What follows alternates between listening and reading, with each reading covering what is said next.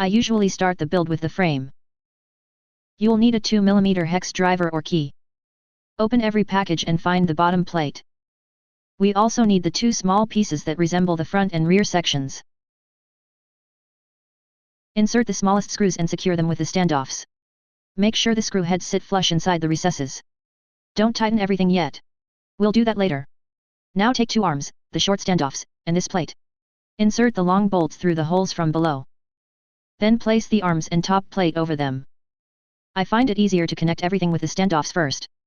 Then tighten the screws into the nuts. Finally, install the longest screw in the center hole. Set the remaining parts aside. We'll use them later.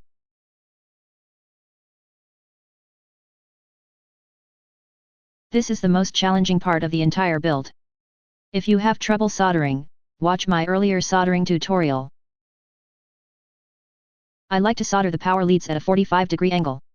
It is tricky, but it leaves more room for the capacitor and video transmitter. Tack the wires on the frame to hold the correct angle. I will solder them separately so you can see the process up close. The ESC has plus and minus pads. Connect the black wire to the minus pad. Because the wire angles inward, trim the outer edge slightly shorter. First tin the black wire, then tin the ground pad.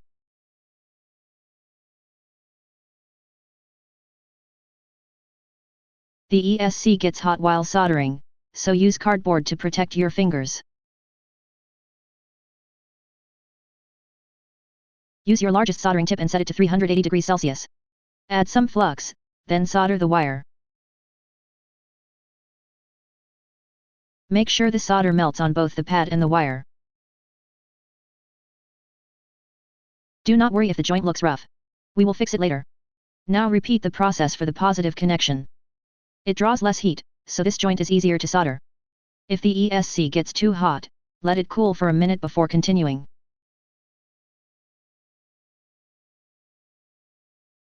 Next, we need to solder the capacitor.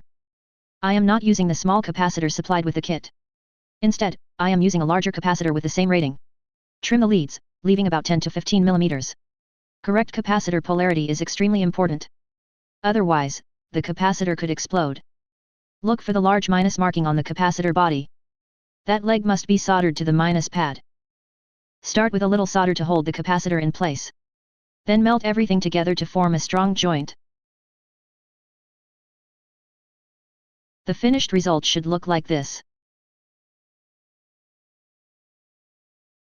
Finally, clean the board with acetone. Before mounting the ESC, install the connector and vibration dampers.